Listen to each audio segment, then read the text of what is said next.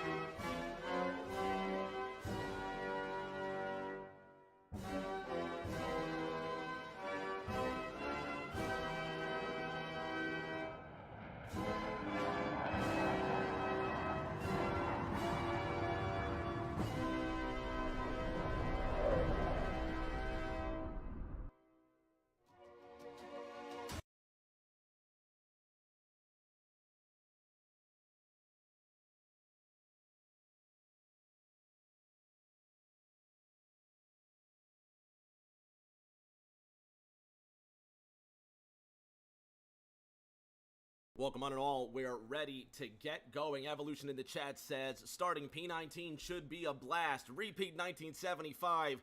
Beside me, I'm Rick James, and we're about to start a very special event. Pete, welcome into the booth. Welcome into the house, my friend, the inaugural Sim Racing Channel truck race here from Chicagoland. Rick James, my broadcasting brother from another mother, couldn't think of who I'd want to launch a brand new platform off than with you. Absolutely welcome everybody here to Chicagoland Speedway. It's going to be one hell of a night. It's going to see just about 40 trucks under the lights. Qualifying is done. Setting it off right with the anthem. Rick, you ready to go? I'm so ready to go, Pete. We've been talking about this project for quite a while now. SS Motorsports saying they're going to be starting P10 with this group. I'll take it. Elite Cup Racing in the chat says it's go time, and we're about to get started quite quickly. Trucks just finishing up qualifying here at the top of the charts so far. It looks like James Holzer holds on to the P1 spot. We'll see if any drivers put in one last minute time to top those charts, Pete. We've got a lot of names in this race so far, Pete, but a very, very special night for you, me, for everybody involved. Who are you looking forward to see race tonight?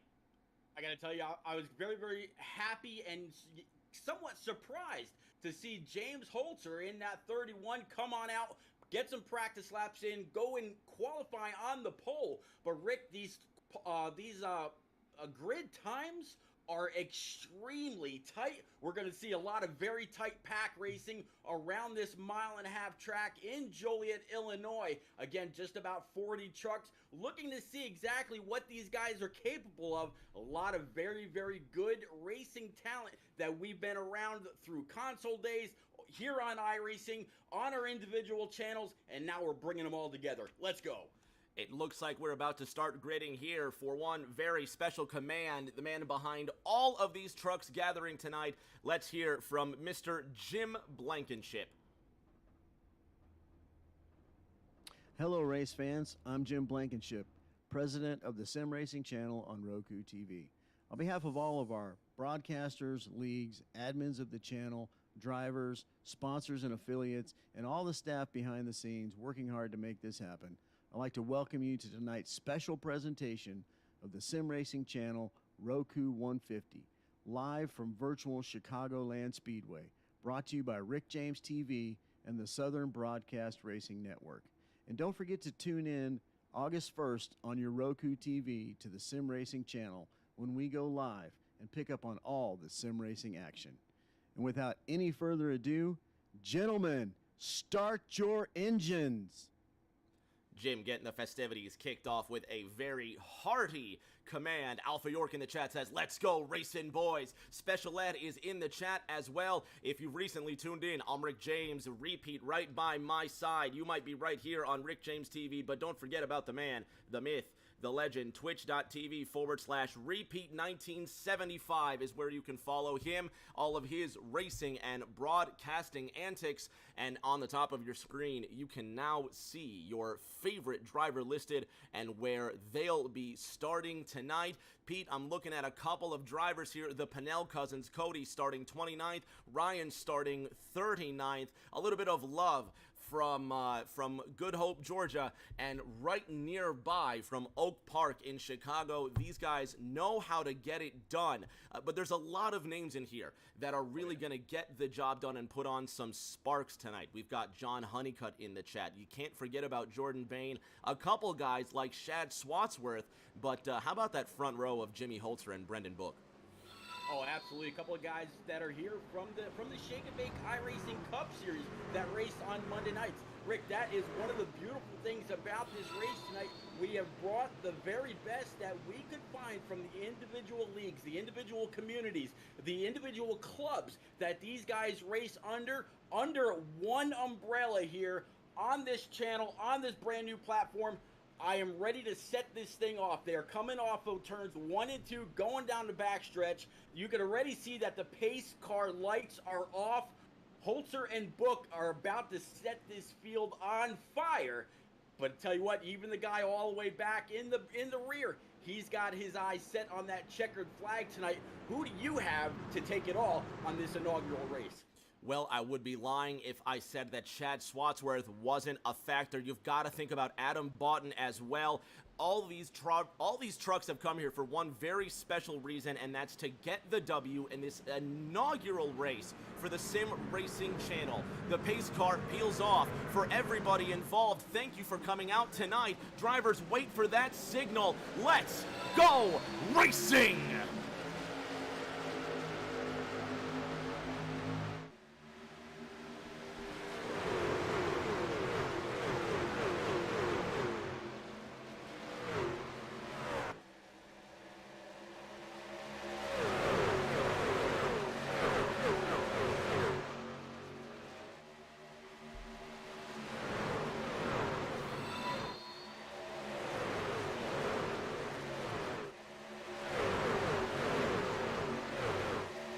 On the exit of turn number 4, James Holzer looks like he has the advantage coming through that first corner, Pete, into 1. It's Berger on the inside. He's got the point. Yeah, Seth Berger from the SRN series. Bergart's on the backside. Yeah, there is that 31. 31 would have led the first lap, talking about James Holzer, but got a little loose on these brand new tires. Track's cooling off. Yeah, there's a lot of grip out there, but when you're trying to lead this whole field around, you got that adrenaline pumping, you're ready to go. This is what we're seeing. Bergart's going to go ahead and lead that one. Berger leading role in second. Jimmy Holzer sitting in that third position. White Walker 86 in the chat saying, voices are low. Thank you for that heads up. Let us know if we need to turn up the volume just a little bit more. 3 laps now underway from virtual Chicagoland Speedway. Andrew Chapman rounding out the top 10. The number 1 on the outside is Timmy Latham. To his inside, you've got Joe Causey in that double 6. And there's one truck in the wall already. The one's gone with him. 2 trucks in the outside. Timmy Latham's gone. It looks like Ed Shear might have been that truck that made that hard contact on the outside, Pete. Not sure who. Yeah, not sure either, but I tell you what, these guys were able to check up. Great track awareness by a lot of these guys, and they were able to keep it green, working lap 4 out of 150, and so far, so good. Yeah, he's going to suffer a little bit of a bruised ego, but he's still going to be able to go on. Nobody had to, had to bring it back to the pits. Nobody had to tow. We're still going.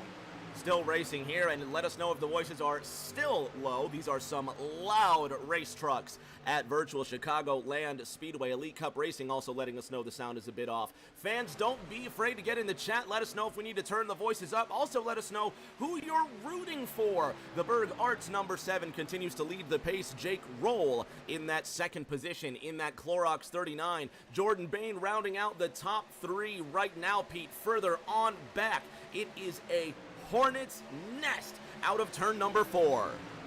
Absolutely everybody behind P number 5 right now for Ryan Crooks in his EMGG number 25 Silverado. Big pack back there. They're just going to try to sort it out, do what they got to do, lift when they got to lift, get aggressive on that throttle when they can, make up some spots. Talk about making up spots. Jake Rowell now up to the front, made up 4 spots in just these first 6 laps. Yeah, everybody's here to race.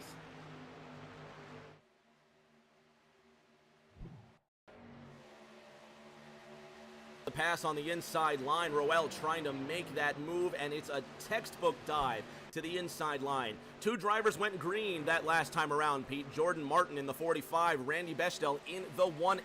It looks like a plate race into turns 3 and 4. Yeah, another one that went was Tom Flitcroft a little bit further in the back. This draft is huge. Rowell, Berger, Bain, Holzer, Crooks, still your top 5.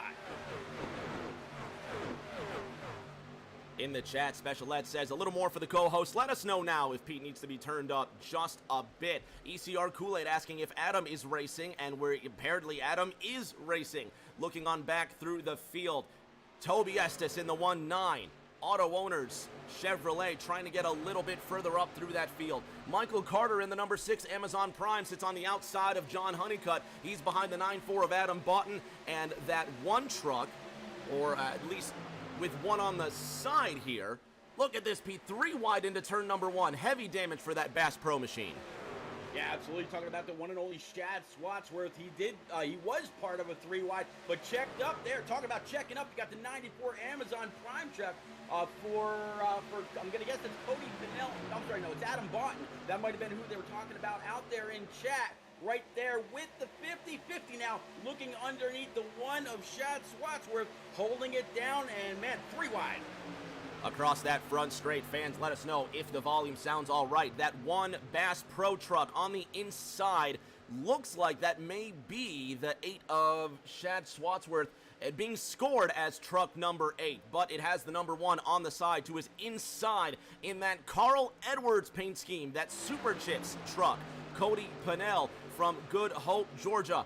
A big winner in Thursday Night Thunder, looking to bring that prowess to this truck field tonight at the front, Pete. Jordan Bain on the inside line trying to make the most, now on the outside of Gabe Ellison in the 2-7.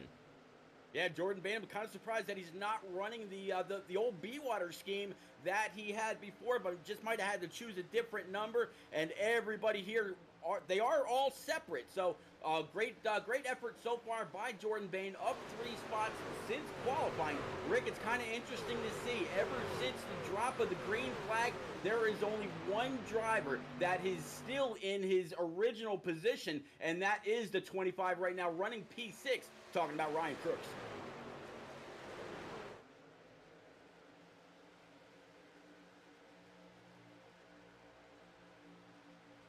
A big charge down that back straight. Bama Trama letting us know how the audio sounds on her end. Shout out to Mama Vol. Send my love to the family down there in Tennessee. And if you've just recently tuned in, Umric James, you're watching Ryan Crooks in that 2-5, Jimmy Holzer in that 3-1. Those identically colored trucks. We'll try and keep tabs on those. And this is the fight for the top 5, 10, and indeed all 39 positions on the field.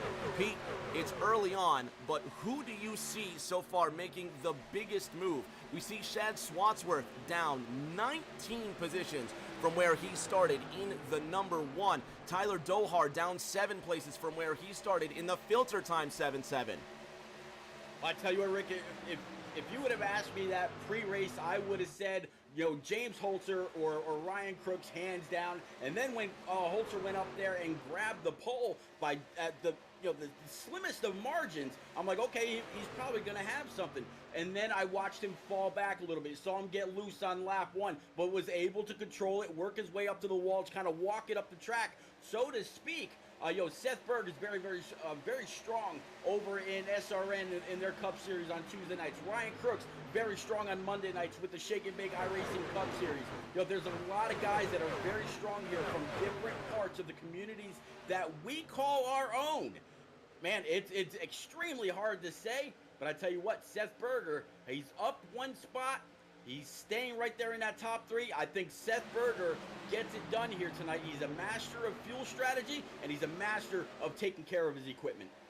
The number 17 Crown Royal Silverado just ahead of the Air Jordan 45. We're talking about Reese Schaefer in that purple and gold Silverado on the outside behind Pujanowski Hughes, who's just trying to get a tight line around the 2-8 of Chris Smith. Rounding out that top 10, Tom Philcroft in the number 4 truck, up 3 places from where he started. We saw that Red Bull truck almost come into some heavy contact with the one of Shad Swatsworth, and then you've got the Rays Energy Silverado. Timmy Latham rounds out the top 9. Yeah, Timmy Latham can always strong no matter what he's piloting. Yeah, that Rays Energy Rep Sports G-Pop Silverado, always very, very fast. Another one from the SRN series, broadcasted by Greg Olenek and company. Man, yeah, Latham, he's always strong. Pilots these things perfectly. 150 laps on offer tonight. Special Ed in the chat says, interesting to see all these leagues represented. FRS Clones in the chat says, go Evo, cheering for his favorite driver in the chat. Fans at home, you can do the same. Let us know who you're rooting for by typing into that Twitch chat, and look at these trucks race on by. Rounding out that top 25 is Michael Carter. You've got Johnny Honeycutt in the Frozen Toes Racing entry to the inside of Cody Pennell. The Georgians picked up a scratch on the front of his F-150. Randy Bechtel in the Dry Dean 18, rounding out the top 22 positions. And then Ellis Thomas being scored as the 37, but with the 8 decal on the side of that Martin Sports Silverado. And Pete, we say this all the time, but it really is just going to be who can be the most patient in this first run. Drivers do have 5 tires. There's 1 fast repair. Plenty of opportunity to make your way through the field, but also plenty of opportunity where it can just go wrong with the wrong move at the wrong time. Absolutely. That SBRN number 8 Martin Sports truck absolutely really pops under the lights. Looks amazing. He's all over the back end of Tyler Dohar right now. Actually going to try to the outside.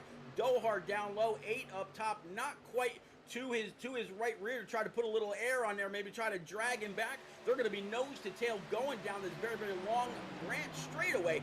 Now to the outside. We'll have to see if he's able to pinch Dohar down and not allow him to get back into the throttle and let him excel up off the corner. That Filter Time Machine's breathing pretty happy right now.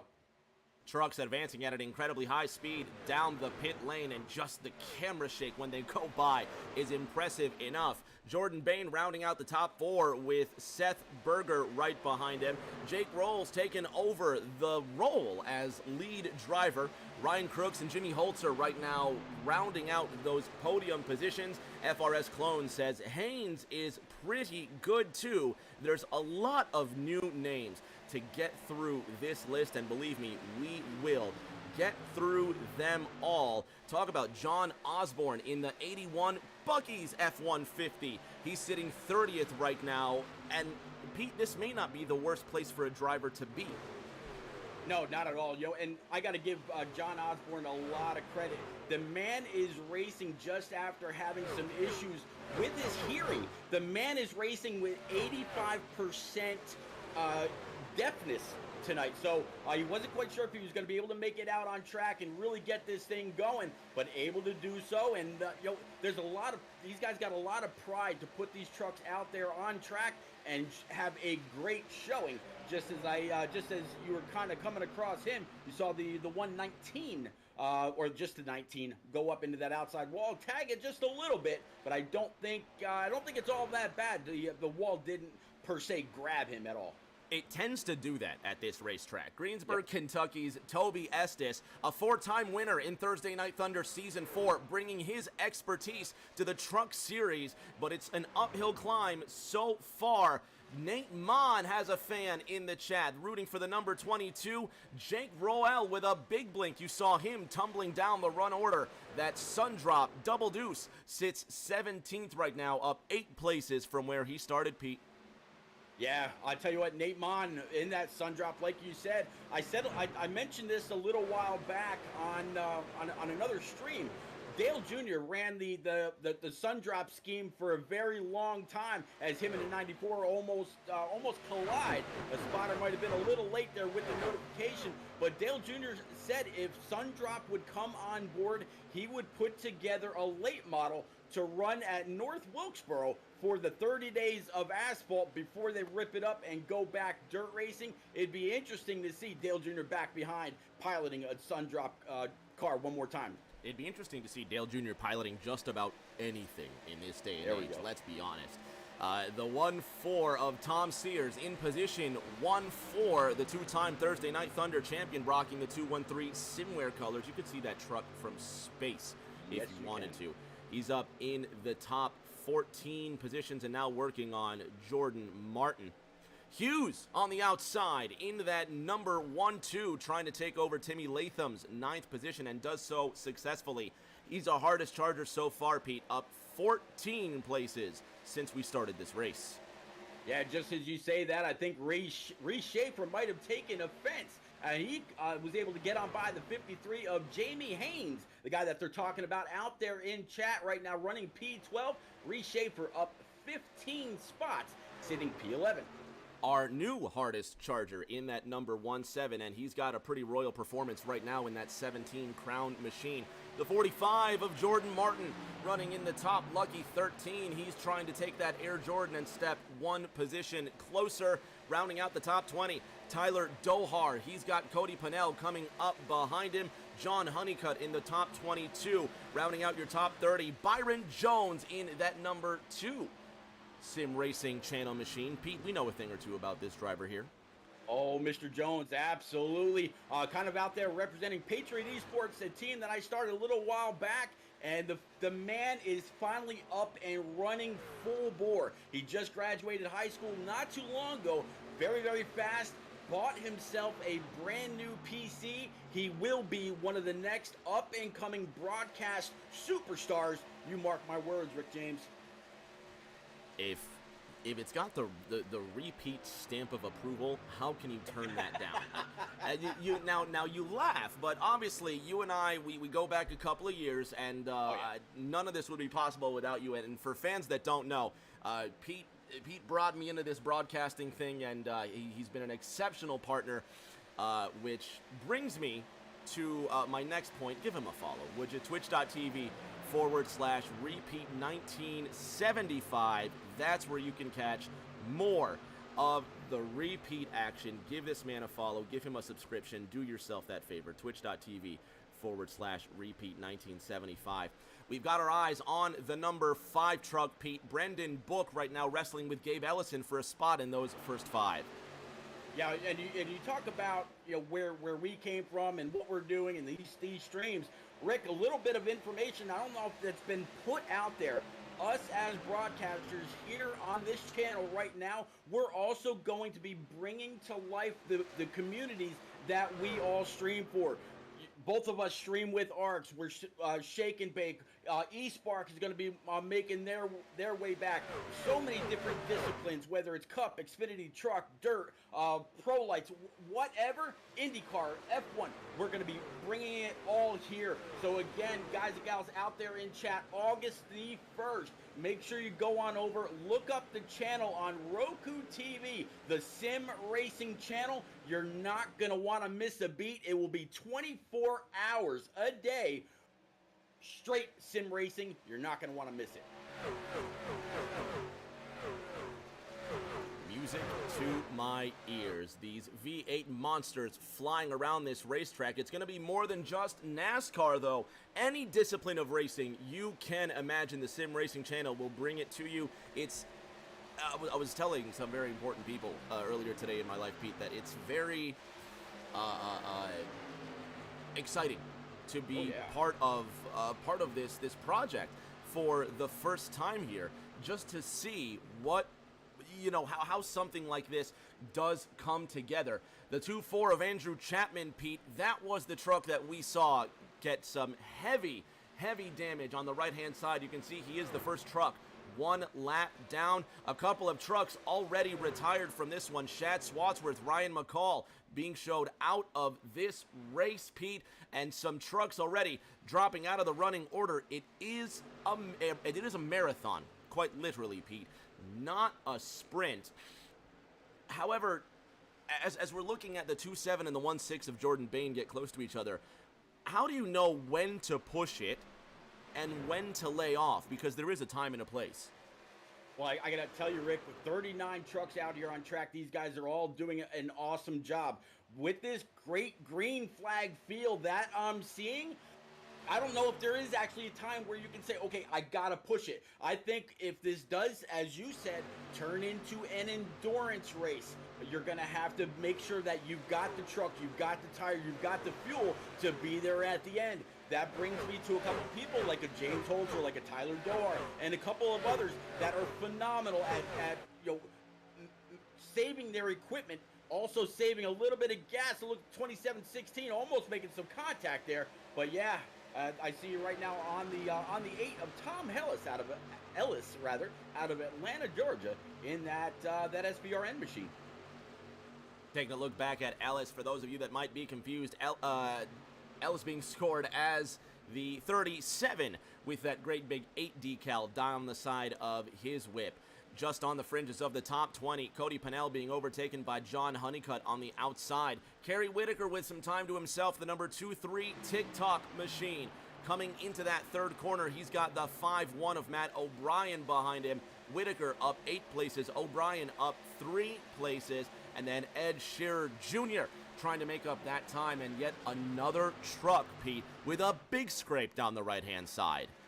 Yeah, Ed Shearer all the way back here at his Pit Stop TV, number 9. That's Silverado's, I'm sure he cannot wait to come down pit road. Shearer, another one just like Latham and others that are bad fast no matter what they drive in. He is absolutely one of those drivers that has a no-quit attitude. No matter what happens, you can look forward to him completing all the laps unless he's completely totaled and has to pit. But yeah, he'll be there at the end. White Walker 86 in the chat says, my brother's from another mother. My man, Kurt, glad to have you in here. The Swatsworth family is one that we know can get around this racetrack so far. Kurt, not in the chat right now, and his brother, Shad, DNF'd at the moment. Behind the race leader, Pete, we've got a move for second. Here goes Jimmy Holzer to the inside of Ryan Crooks.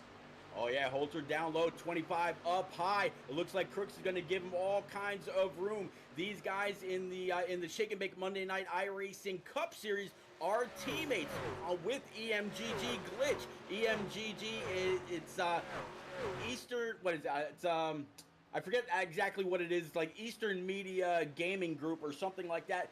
Huge following. I think it's like 11,000 subscribers on their YouTube or something like that. Phenomenal group, always bringing people in, and these guys have finished the same way that they're running right now, 1, 2 or 3 times on Monday nights. Right now, all they got to do is figure out exactly what Jake Rowell has under the hood to try to work on by. But these two trucks, very stout, and when they work together like this, they are flat dangerous. Couple of trucks who are trying to make their way through the field. You've got Adam Boughton in that 94. He's just ahead of Chris Smith in that 2.8. Boughton's on his way in. One fan in the chat asking, when is the fuel window? How's that for an answer? Susquehanna, Pennsylvania's Adam Boughton decides it's time to get tires and fuel, so he will do that for his number 94 just behind him. as the 94 comes to a halt. Some other trucks also coming down. The number 6 of Michael Carter decides it's time for him to get his tires and his fuel. The number 45 of Jordan Martin also getting repairs, and everybody now, oh, look at that, almost an unsafe release, if you could call it that, but drivers getting their tires, getting their fuel, and now on their way out of pit road, Pete, and the cavalry comes screaming by, and look at everybody now making their way down pit road. It's a hairy way in. Looking at James Holzer now, when will the race leader decide to get his tires and fuel? Right now, you just saw him pull down onto the apron, trying to whoa and slow that 31 up. It looks like Crook's right behind him. Great job to go a little slideways, gather it back up, and keep on going. 25 almost had that rear end jacked up in the air. They are side by side coming into the pits. What a pair of drivers. 3 wide with the number 8 truck, that SBRN special, as Ryan Crooks comes to a halt. James Holzer comes down to a halt in the very first pit stall, and everybody else will come flying right past him to a calm, cool 0 miles an hour. And right in that sweet spot, Pete, between 40 and 50 laps is when drivers will come down for services. 5 sets of tires tonight, Pete, so drivers have got to make the best of it, but you do get a little bit of room for creativity. New leader, Tyler Dohar. Yeah, there you go. Tyler Dohar, great at managing fuel as he comes screaming on by the 25 as he exits pit road. He's got the 45 to his outside, as well as that Plan B sales truck to his inside. Dohar's going to continue to stay out. When this all cycles through, it will give, or I'm sorry, when I was going to say Brendan Book was about to take the lead, but he's fallen back just a little bit. This might come back to Gabe Ellison, about 20 some odd seconds behind Dohar. So Dohar working the field pretty well, pulling into his pit stop right now. 77 truck decides he's going to bring that filter time piece of machinery down into the pits. Gabe Ellison will come around him on turn number 4. Cross the line in second. He will enter turn 1 with the lead, and he will be your new leader. But here comes Rowell to the inside. The number 39 Clorox Silverado retakes the lead, and he just went green. 31.01 seconds, his personal fastest lap of the race. Shout out to Jordan Martin, who pitted on lap 40. Martin gained 14 places from where he started, and I don't know what strategy went on in the Air Jordan camp, but that 4.5 Tundra, really the big winner on that cycle. Oh yeah, absolutely. Now up 14 spots since where he qualified. He's going to fall back 1 to Joseph Causey. And man, yes, side by side, 66. Hugging his outside, going to be able to slide on up, going down the backstretch. One hell of a race, but yeah, it all cycles back to Jake Rowell. Rowell, your leader, coming out of that 4th corner. Gabe Ellison in 2nd, and Jimmy Holzer holding down that 3rd position. Joe Causey sitting in 4th with Jordan Martin rocking that 5th position. Fans at home, if you got Amazon Prime, go ahead and link gaming.amazon.com. Get your Twitch link as well, and get yourself a free subscription to Rick James TV. But of course, you can't forget the one, the only, the repeat, 1975. Get in there, give this man a follow and a subscription. And also, the Sim Racing channel, of course, soon to be on Roku TV come August 1st. That's where you're going to find the biggest collection of 24-hour sim racing streaming. That's the Sim Racing channel on Roku TV. 392766, your top 3. Jamie Haynes just went green. Pete, perhaps the 5-3, learning a thing or two and now making up that time. Yeah, I tell you what, with the field as spread out as it is right now, a little bit of a push from behind, plus a little bit of a pull from up ahead. Absolutely able to put down a phenomenal lap in his advance. Looks like a Silverado for him. Tyler Dohar staying out on lap 44. He came in with the lead. He comes back out in the 24th position. Tyler Dohar now completing lap 47. Leader Joseph Causey about to complete lap 48. The double 6 at the front of the field. There's Jake Rowell being scored as the race leader. Gabe Ellison in 2nd. Matt O'Brien trying to make his way through the field. The 5-1 JBL machine behind Ed Shearer just inside of that top 20, Pete. Yeah, Ed Shearer with Matt O'Brien, like you said, then Nate Mon, Tom Sears. Talk about that number 14 neon yellow truck that we've seen week in and week out over on the ARC side of things, doing pretty well. Right about mid pack, sitting 21st out of this 39 truck field. He can only go up from there. It's been a slow but steady climb. We're going to see some drivers make that slow but steady climb up through the field. We're going to see other drivers race towards the front. But Pete, my favorite time is when you see some drivers start to chomp down on the bit between their teeth and try to push the envelope a bit. Drivers trying to find out when's the right time for that horse to kick. Randy Bechtel down 8 spots from where he started. Cody Pennell up 14 places from where he started. And again, Pete, we've got to go to that mauve-colored 1-7. Mr. Reese Schaefer up 17 places from where he started. This truck is on the move. You know, it's kind of interesting. Reese Schaefer, again, from the SRN Cup Series on Tuesday nights. The man is bad fast. He can pilot just about anything. And he runs in a team over there called Tank Racing. Tank Racing took the series by storm, winning Daytona. They've been in the not only in the driver championship points, but also in the team championship points the entire season. This guy has, he's just a phenomenal driver. Very, very knowledgeable about what he needs to get out of his car, get out of his truck. And right now, yeah, sitting in P number 9 with Timothy Latham, another guy that he races over there as well. So, man, somebody said it out best out there in chat earlier. Great to see all of these leagues brought together.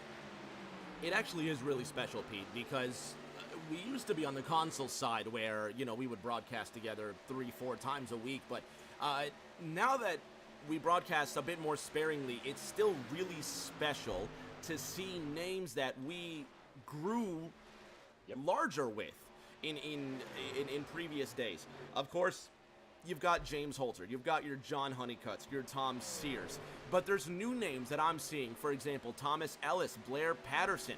You've got names like Justin Patterson in that 3 truck. Some great paint schemes, great creativity, and it just smells of something fresh, vibrant, with so much opportunity and so much promise. I mean, 39 trucks started this race tonight. Looking at old friends and new friends like Honeycutts, your Pennells, your Smiths, and your Roels. We're seeing new dominance. We're seeing new grinders. You know, those guys that, the dark horses that you can count on to put their noses down and get the job done. Also, guys like Seth Berger, our pole sitter, Pete. Yep. What's happened to the 7? Yeah, he's definitely fallen back quite a bit. Not quite sure if he got some kind of a penalty on pit road. I was actually watching quite a few people, just like when we were on Crooks and Holzer, as they came down pit road. Holzer, I think, might have been just a little bit off on the brake bias, and when he went to hit the brakes, the rear end wanted to come around. Jordan Bain had an issue getting on pit road. So did a couple of others. But you know what? You go back to that 91 for Blair Patterson. The man is an ex-NASCAR team roadie. I believe he was a mechanic or a gas man. Now very, very big on Facebook. Actually uses any bits or whatever they call it, stars I think it is, over on the Facebook side to fund his real life race car. Runs right out of the local tracks around Charlotte, North Carolina, and man, he is one great guy. After NNR moved over from the console side to the iRacing side, he went over with the one and only Expert Racing and called or broadcasted an entire season with Expert. And man, they did a phenomenal job together. And at the end of it, we saw another very familiar name, Nick Broman, old HD Motorsports, took the championship in a pretty domineering fashion, and they went on and kind of went in different directions after that. But man, it's great to see a lot of people come back around again, like you said, from the console over to iRacing and out here doing a phenomenal job. Randy Bechtel in that 1-8 Dryden machine, 2x2, 2 rows deep with Tom Sears, Nathan Mon. Michael Carter in that number 6 Amazon machine just ahead of Tyler Dohar, who had an incident or possibly just bad pit stop timing, Pete. Dohar's dropped down 12 places from where he started. He finds himself in the 22nd position, Pete. Thankfully, though, on the same lap. This is going to be a test of resilience for the double seven. Yeah, Elite Cup Racing out there in chat called it just a little bit ago, saying Dohar was staying out. And that is exactly why he's just a little bit further back. But that extra lap or 2 or 3 may come back to help him a little bit later on. But, Rick, when you're going to pull fuel, when you're really going to baby that right front, you're going to give up time. And I don't think there's quite enough laps between fuel runs to where you can try to cut a whole stage out. We'll have to see what happens with this filter time eSpark number 77 as the night rolls on. Just saw a shot of John Honeycutt and Cody Pennell racing side by side. Cousin Cody looking to make his first full-time season in Thursday Night Thunder complete. This is an interesting run for him, however. We're normally used to seeing Pennell up towards the front, but it's a new set of drivers, a brand new set of challenges, Pete, and of course the ever difficult Chicagoland Motor Speedway, Pete. Let's go on board with our good buddy John Honeycutt and take us around for a lap around the 1.5 mile Joliet Cathedral to Speed. Y'all out there in chat, go ahead and turn it up.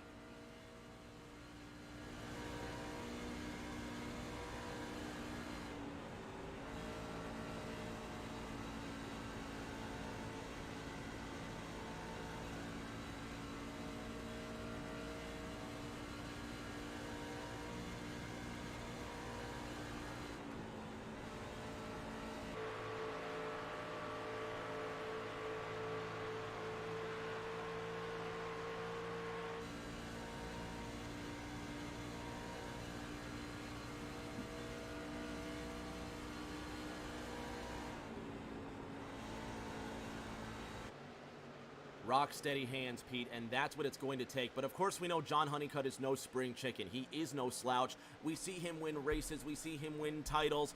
What makes the difference tonight? What's going to be the difference for a Pennell or a Honeycutt or an Ellison that's going to make the challenge so much harder than in your respective league? That's a great question. There's different skill levels all the way around. iRacing is all about iRating, safety rating, and so on. So you've got to be able to figure out where they're weakest. See if you're going to be a little bit stronger in that. If you're the type to go ahead and just save your equipment and then pass them on, a little bit later on. If they're the aggressive type, you just kind of be a little passive, lay back, and catch them a little bit later on. So it's going to be an interesting season, to say the least. There's a lot more news coming down the pike about what this channel is going to do. I'll give you a little bit of information, a little bit of a hint, right around Speed Weeks, Rick. So these guys are going to have a long time to figure out what their competition is capable of. It's always interesting on the sim racing side as well, because we're all race fans. We all love racing very much. But when January rolls around, right around, coincidentally, of course, the time of the Rolex 24 Hours of Daytona, you can feel the electricity not only in your own body, but you can almost feel it coming through the television as well. So it's going to be special not just for us as race fans, but for sim racers and broadcasters too, because we get a little bit of excitement about what's to come in the future. Absolutely. And I'll tell you what, I'll just go ahead and drop this nugget. All right, we all met the director or CEO or whichever of this new sim racing channel. He gave the command to fire engines. He wants to do the 24. He wants to broadcast that. He wants to do Mount Panorama. He wants to do Le Mans. He wants to do all of that here on this channel as it goes on. Again, August the 1st, ladies and gents, out there in the stands. I'm not even going to say in chat. Out there in the stands. Make sure August the 1st you go on over, look for the Sim Racing channel, TSRC on Roku. The first month is going to be absolutely free.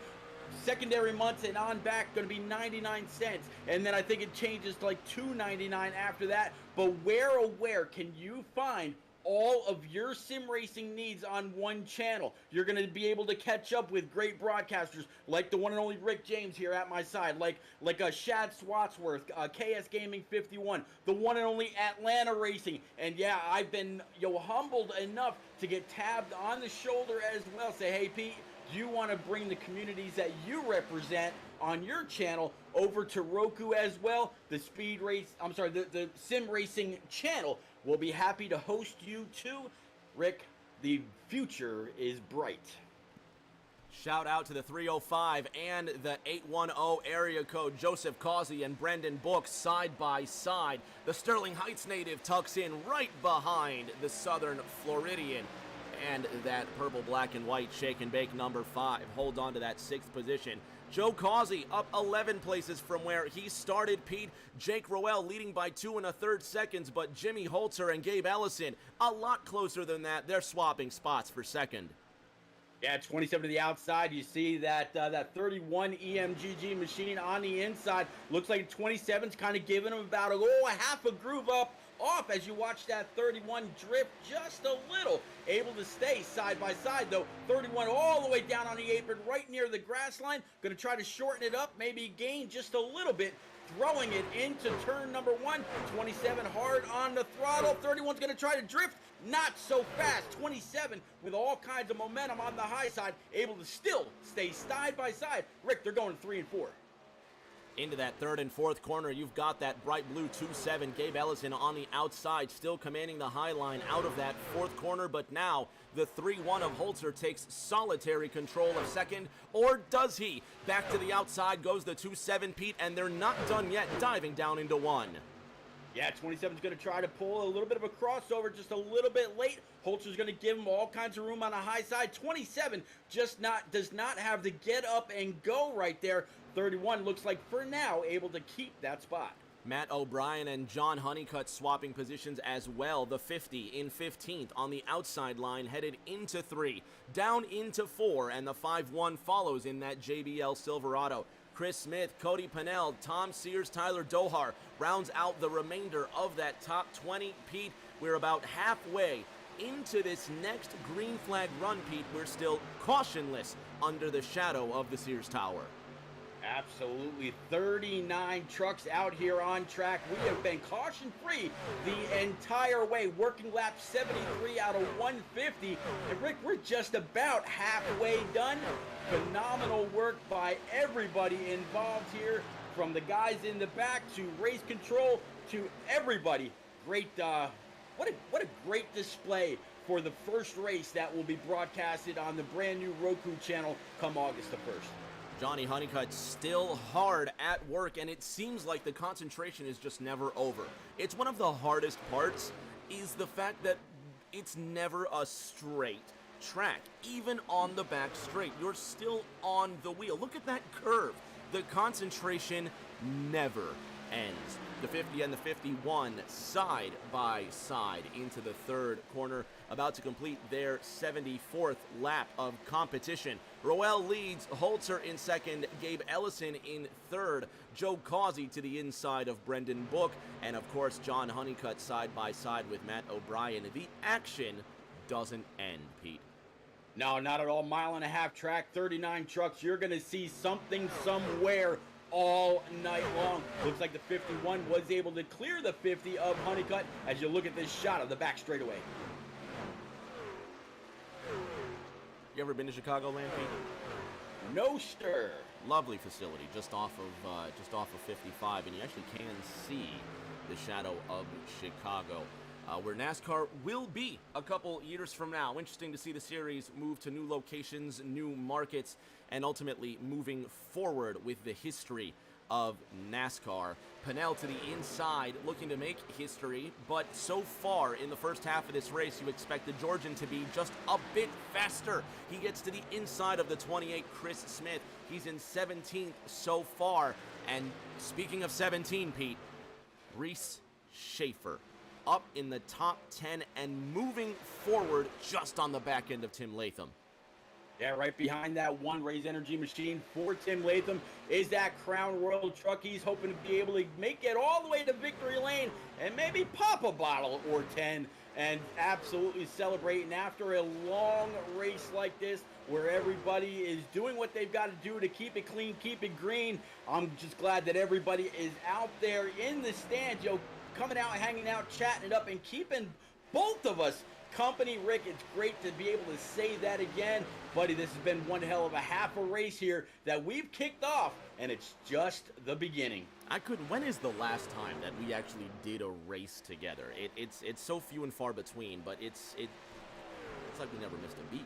We're still back on it. And it looks like pit stops have opened. Ryan Crook comes flying down into pit road. Ryan, put the binders on, my son. He came screaming in with almost all four tires smoking up to 62 miles an hour. And it looks like the second window has officially opened. Once again, drivers will get between 40 and 50 laps of action. And the 2.5 comes to a screeching halt down into the pits, but most certainly, well, I have no idea, but you could imagine that it's going to lead to a penalty. Gabe Ellison also comes flying down into the pits, Pete, this time a much calmer 52 miles an hour, and I don't think we've talked about just how treacherous this pit lane entrance can be. Oh, absolutely. It's probably one of the hardest to get onto outside of a place like Darlington or a couple of others. And you know what? Elite Cup Racing out there in chat said just a few moments ago, pit road should be getting warm soon. The man called it. Here comes more and more as you watch that entire scoring pylon start to dance. More and more coming down pit road. Atlanta Racing in the chat says, let's go NAS trucks. White Walker says, great race so far, Pete. They've been doing this since 1995, these silly little V8 pickups. The 4.5 of Jordan Martin brings his machine to a really big screeching halt, just on the edge, but they raise that Tundra anyway. White Walker 86 says, where's Bane? Pete, where can we find... Atlanta Racing says, Gotham, of course. Where else would you expect to find Bane? Jordan Bane is in 18th. Yeah, Jordan Bane... He had a little bit of an issue getting onto pit road. The very first stop actually hit the inside wall. Had to wait a little bit before he was able to right his truck because he was facing the wrong way. Able to stab the throttle, spin it back around, grab a gear, get into his pit stall. I don't know exactly how much time he stayed there to let it maybe fix up a little bit. Judging by the looks of his front end, I'm guessing he burned the one and only fast repair he had. And with Bane, the kind of driver he is, he probably figures that's all he needs. But you can rest assured this time when he comes down pit road, he will right his brake bias. That way when he hits the brake, he doesn't spin out and do it again. I look for Bane to be bad fast the rest of this race and work his way on up where we're used to seeing him. Randy Bechtel just went green, 31.15 seconds. White Walker says, not sure what happened to Shad. He may have been DQ'd for the incorrect number. That's Shad Swatsworth, scored as the 8, but with the 1 decal on the side of his machine. Ellis Thomas, another one of those drivers, being scored as the 37 with the 8 on his side. Bechtel, top side around Adam Boughton for a spot in the top 20, and the Dryden Tundra makes it in the first fast 2-0. Chris Smith down 15 places from where he started, Pete. What's the mindset here? Because for me, I don't have the patience to sit here down so far. Where does a driver go from here? Only place you can go is up, Rick. You got to figure out exactly what it is you can adjust on that truck to get it to maybe get a little bit more grip. Or did you kind of miss it from the beginning, just like a real NASCAR team when they unload at the track? Do they, did they miss the steering ratio? Did they miss, things that they can't change from the inside of the truck after the race has, officially started? So you got to kind of lick your wounds, move on, race on, and do the very best that you can. Jake Roel up to the 4th position. He's trying to gain time. There he goes to the inside, that 39. trying to go left of the 2.5 Ryan Crooks and the 2.7 Gabe Ellison. Pete, that 3.9 has been on a rail, to quote the legendary Benny Parsons, and if any trucks can stop him, the 2.5 and the 2.7 are trying their conceded best, but even 2 trucks isn't as good as 1 at the moment. Out of turn number 4, Jake Roel moves back into second. Tyler Dohar, the last truck that has not pitted, he last pitted on lap 44. Dohar's tires now 42 laps old. Yeah, Jake Roel just came out of pit road, or was on pit road on lap 83. That's why he was really hunting around the 25 and company. But here comes Dohar. I thought he was going to slow up right there because the 28 really came up wicked fast to his outside, and he's going to have some more company. Here comes the 18. Everybody on these brand new tires, it's going to look like he's standing still compared to them. Going to try to woe it up, come down pit road. Here comes that filter time, Silverado. 1.5 seconds, 1.6 seconds, 1.4 seconds, the difference from fresh tires to the 45 lap old tires that Tyler Dohar has now traded for some fresh Eagles. Ryan Crooks 0.6 of a second behind that 3.9, and Gabe Ellison just trying to hold on while the 77 is furiously overtaken while it's his turn for fresh tires and fuel. One Tom Philcroft making his way up into the top 10. He's a second off of Brendan Book, 2.5 seconds ahead of Hugh Pujanowski. I tell you, that's a pretty nice looking Ford machine. Old Red Bull throwback for old Tom Flitty. Talking about Tom Flitcroft. That Red Bull truck definitely brings back some memories. Pretty nice looking machine. Look at the way that bronze absolutely pops under the lights. That's what I love about this creativity here. New series, new ideas for paint schemes. It's just a lot of fun seeing throwbacks, new paint schemes, old paint schemes. Adam Boughton in this 94 machine. Just interesting Amazon Prime paint scheme, same as the 6 of Michael Carter. White Walker 86 says sexy paint scheme. He enjoys some of these paints as well. Pete, what do you think is the best looking truck out here tonight? I tell you what, I got to go back to see if I can find it. That SBRN with Martin Sports on the back, old red, white, and blue. I gotta go to them every single time. That's probably got to be my favorite so far. Ellis Thomas, unfortunately, DNF'd in that 37th position for the moment. Jordan Bain in some new colors that we're used to seeing him, not used to seeing him. The prediction strike sports betting. White Walker 86, the one of Latham. He likes Timmy Latham. Let's find out where that Raise Energy Trucks is sitting in that 7th position. There's Tim. You gotta like the 5 of Brendan Book behind him as well. That yellow number 5 just brings back so many memories, no matter what paint scheme it sits on. But a lot of creativity. You gotta love it, Pete. We're slowly approaching the final third of this race, and as we always say, it's go time. Some drivers we see just lingering back. You expected Cody Pennell to do just a little bit better. We may have expected Patterson to do a bit better as well, but of course, John Honeycutt, one of those drivers you always see towards the front. What's the move for them, Pete? Do they need a yellow, or do you think they've been sandbagging this whole time?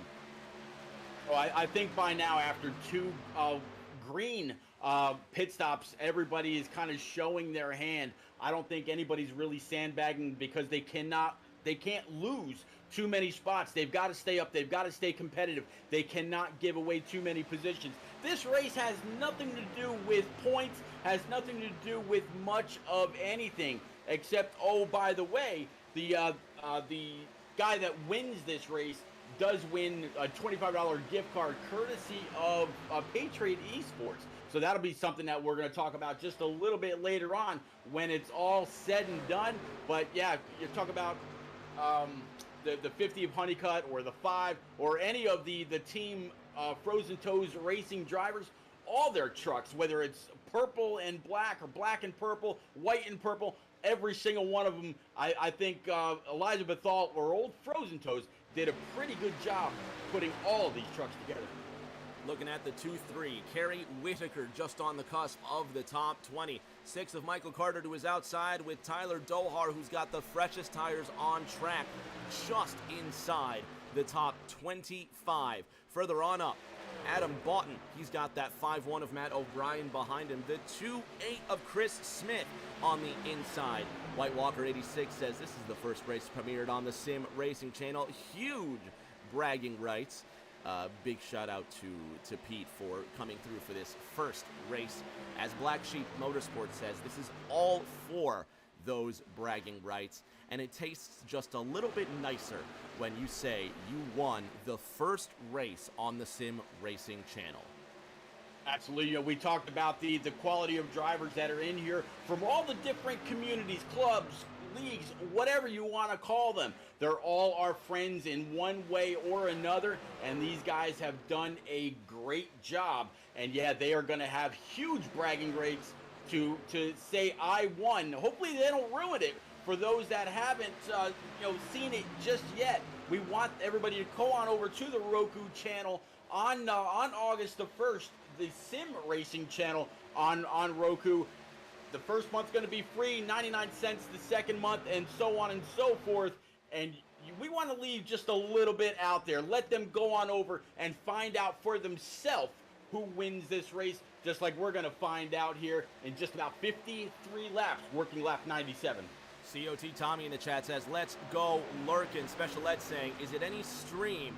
He also asking, what gets picked on the network? We're going to try and just broadcast all sorts of racing on the network. Blair Patterson in the number 91. He's got that number 20 Hooters machine down to the inside.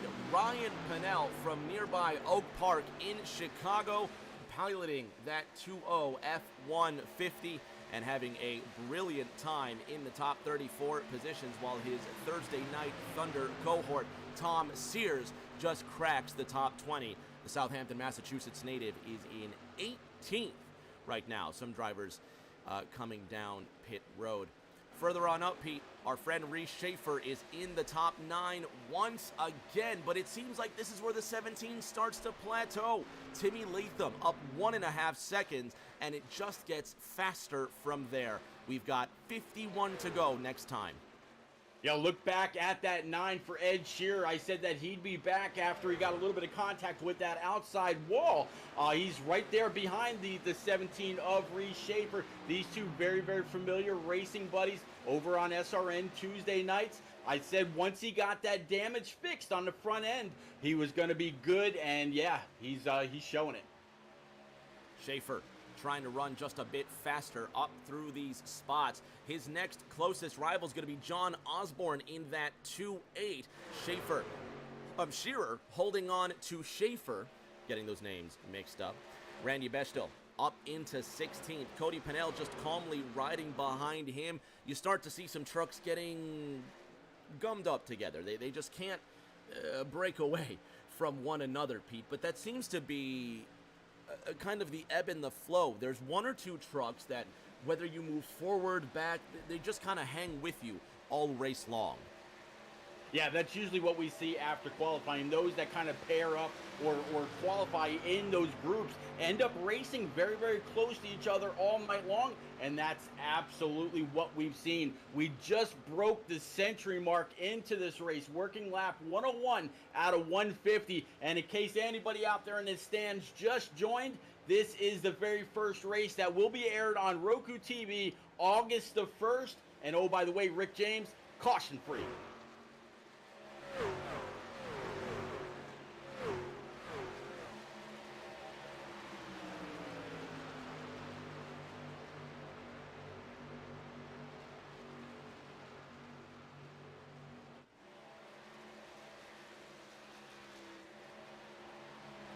The sights and the sounds of these trucks at Chicagoland, no matter where you are, like you just said a moment ago, there is something going on, some kind of a motor screaming on by, just kind of working through the field right now, kind of settled on that 27. He's got the one right in front of him. It looks like that Bass Pro machine we were talking about just a little bit earlier. And Rick, what you see right there as the 27 pulls on up, that is what's keeping these trucks close by. The draft around Chicago Motor Speedway is absolutely a big thing. It's massive, Pete. The drivers just carry so much speed. It almost dictates how you enter and how you leave the racetrack, enter and leave the corner. Excuse me. You've got the one of Tim Latham. He sits 8th right now, up 4 places from where he started. Further on back, Chris Smith in his 2.8 diving to the inside of the 94. And who is going to make it through, Pete? Because the draft, not only does it dictate how fast you can enter, how fast you can exit, but how and when you can pass another driver. Oh yeah, and it all depends on what that driver does. Does he come on up and pack a little air on your truck, try to pull you back as you try to excel? And then does he repay the favor, getting up on your rear quarter panel and pull you right back again?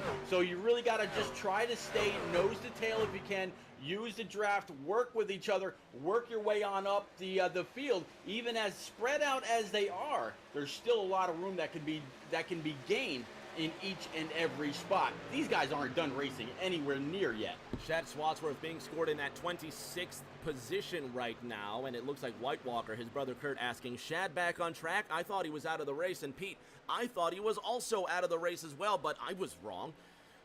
Shocker.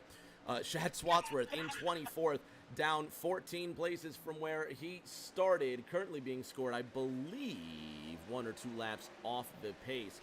Jordan Martin behind him in that 45. He's got Brendan Book starting to cloud that rear view mirror. And then the 11 truck, Pete, here's a driver we haven't talked about very much, Ryan McCall. Yeah, absolutely. Back to Chad Swatsworth real quick, though. You mentioned he's a lap down. Yes, he is the first truck 1 lap down. So if we should happen to see the yellow at all here tonight, he would be the recipient of that lucky dog or that free pass. But yeah, how about the 11 right now of Ryan McCall? He's got Toby Estes and Dylan McDonald, another driver in that 38. We really haven't talked much about this Hunter Green, looks like Chevy Silverado, really doing pretty well. I don't see any damage anywhere around this, and doing his thing.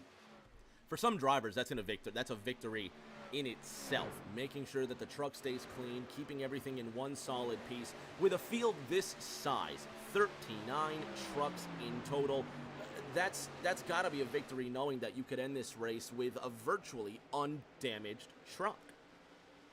Yeah, undamaged truck, 0X. I mean, the least amount of X's.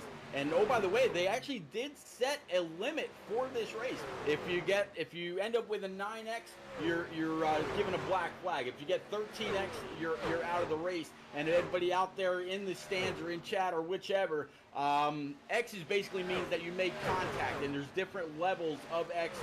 If you've never sim raced or if you've never been around somebody that's done it before, it's kind of a grading system here on iRacing, and what kind of propels you through your licenses as well, right along with your safety rating.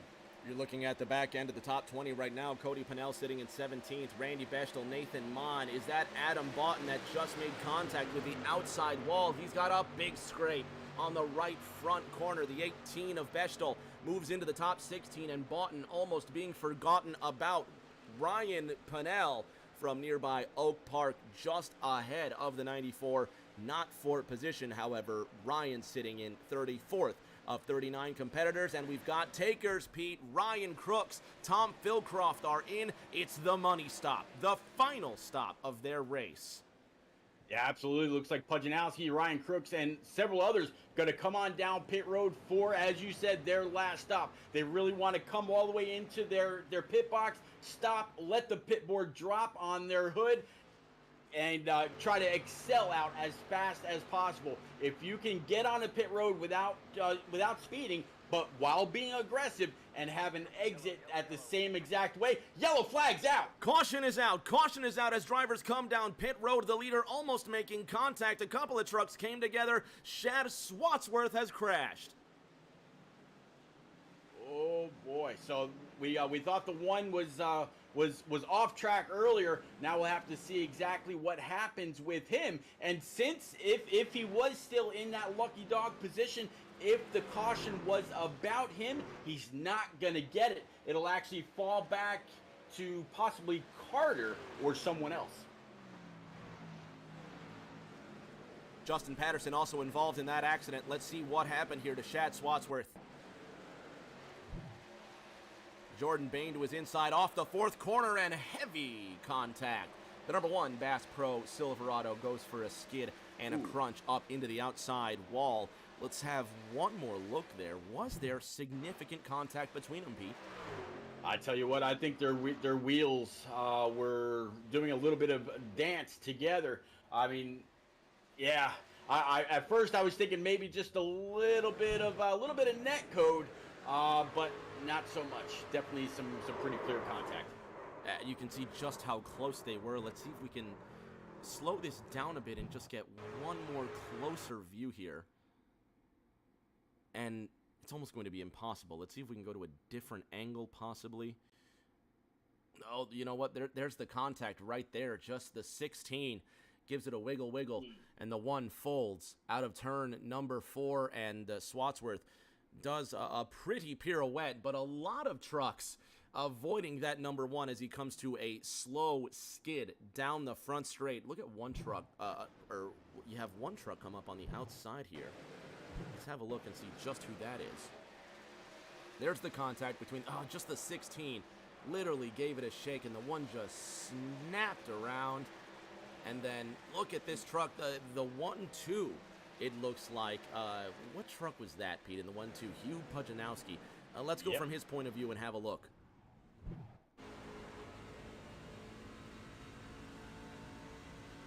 I believe I could have the wrong truck here.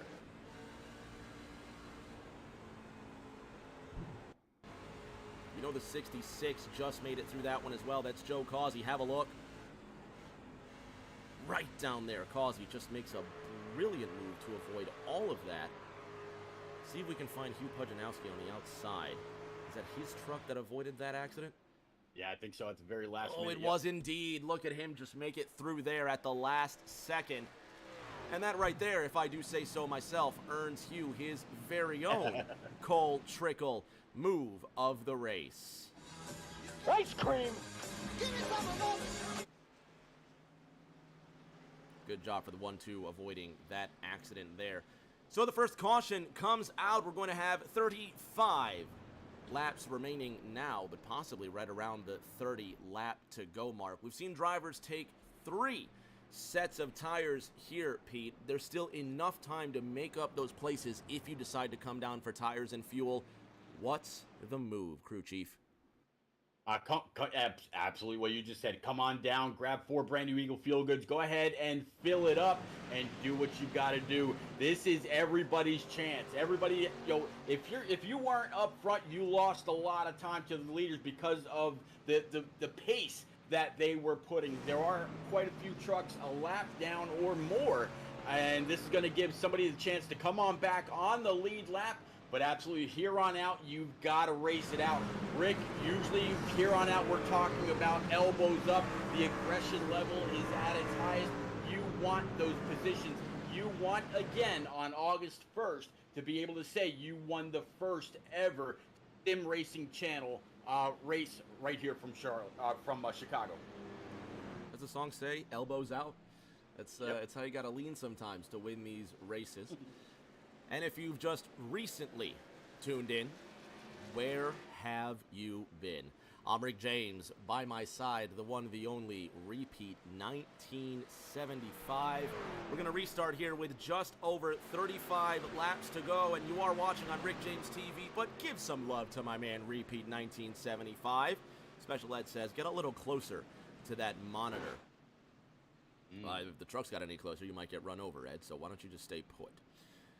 About 40 to 50 laps on that window, but we're within that 40 to 50 laps now. So, of course, you've got to make the call about when it's your time to come down pit road, and it looks like we're throwing the green flag this time around, Pete. The 3-9 of Jake Roll will have control of the field with James Holzer to his outside. This is going to be a wicked good restart. Oh yeah, Jake Roel, he's the control truck. He's going to be the first one on that loud pedal. Holzer looking out his left window, wondering when he's going to go, listening to his motor. Hopefully Roel, he's not going to gas it and then stop and then go again. Hopefully there's no games to accordion the field behind. Still several trucks out here on track. Pace car's going to make that left turn towards Albuquerque. Here we go. Everybody trying to get on the gas and almost spilling the milk into turn number 1. Green flag is out with 34 laps to go, and it's a scramble to get into position, Pete. So Lily 39 able to hold on. Causey, Holzer, Ellison, and Book, you're going to be your top 5. Jordan Martin, Jamie Haynes, Reese Schaefer. Jamie Haynes and Reese Schaefer just switched. Matt O'Brien and Pujanowski going to round out your top 10. But Rick, I imagine by the time they come by this spot next time, we're going to be talking about a different lineup altogether. Spots changing continuously. Causey to the outside. Will he drain the 3 from distance? Roel trying to keep it tight. In the post, through 1 and 2, the 39 Clorox Silverado does not have the speed to hold off Causey. In the Plan B Tundra, Holzer sitting in that 3rd position, watching all of this unfold. Everybody hold your breath. It's going to be just over 30 laps to go. Everybody racing up to that wall, Pete. It's terrifying watching these trucks just float out to that safer barrier. Everybody a little bit of a wheel, turning it to the right, letting the truck eat coming up. That way you're not scrubbing off too much speed. Holzer just kind of sitting back there in that 31, wondering which line is going to move. Well, he just got his answer. 66 had all kinds of momentum, able to get that truck to the point. 39 for one of the first times this race where he's got the dirty air now on his hood of that Silverado. 31 back to P3, 27, and then the 5 that you were talking about earlier for old Brendan Book. JC Joe Causey leads that race with Roel sitting in 2nd. Causey just went green, 30.88 seconds. Jamie Haynes just inside of the top 10, 30.99. Kerry Whitaker, 30.96. Everybody seems to pull their britches up just a bit tighter, Pete. They're girding their loins, to quote Stanley Tucci in The Devil Wears Prada, for this exciting final 25 laps of racing. You ever seen that movie, Devil Wears Prada? I have not, but I will definitely have to go and check it out. Yellow number 2 is flying, and it looks like this one might have something to do with Blair Patterson just a little bit further in the back. The 91 goes for a spill as if Miranda Priestley had just ruined his self-esteem. And on the left and the right-hand side, his truck just made up no longer of sheet metal, but a bunch of stuff that's been scraped and cobbled together. And the South Point Silverado gets a bit more than he bargained for. Let's see what happened to the 91 on lap 121. Oh, heavy contact with the 29. Just some disorganization there. Patterson with a heavy hit on the inside. And that 29 truck, Bryce Borer, seems to have gotten a heavy scratch on the left hand as well. Let's have another look, Pete. Not sure what happened there. Let's see if we can go on board with Borer and find out what occurred. Oh, we're already way too late here. Let's see if we can, we'll have to slow this down. Let's get a cockpit view here on truck 29. Pete, you tell me what happened here with Bryce Borer in the 2.9. Watch those hands. He's trying to turn it to the right. That way he doesn't end up in the inside field. And at the same time, he's trying to keep it off BP, old Blair Patterson. They made contact. He did not want to go for a ride in the inside wall like you just said, trying to keep it close to the track. Great save by him, but very unfortunate. One thing that Blair, though, is going to be happy for, this is going to be his first incident. So he should still have that one solo fast repair in his back pocket. He'll be able to come on up and continue to race on. On board now with Ryan Crooks. Look at the 2.5. Barely flinches and makes his way through that, what could have been an incredibly difficult pileup. One more look at the 2.5 of Crooks, just skating through all of that. And that bravery through the fire and the flames is going to earn the 2.5 of Crooks his very own Cole Trickle move of the race. I tell you what, he's going to be very, very lucky that truck didn't come up and knock him in the rear end. Otherwise, the 25 would have his own issues. So Crooks survives. He's just on the inside of the top 20. The Alabaman. How do you How do you say somebody from Alabama? I have no idea, but he's from Alabama. There he is, Madison, Alabama. He's just behind John Honeycutt. Special Ed cheering in 200 bits. He also cheered in 1,000 bits earlier in this race. Thank you, Ed. That's 1,200 bits tonight. Shout out to Black Sheep Motorsports following. Kool-Aid also cheered 1,000 bits. Thank you, ECR Kool-Aid. Appreciate you greatly.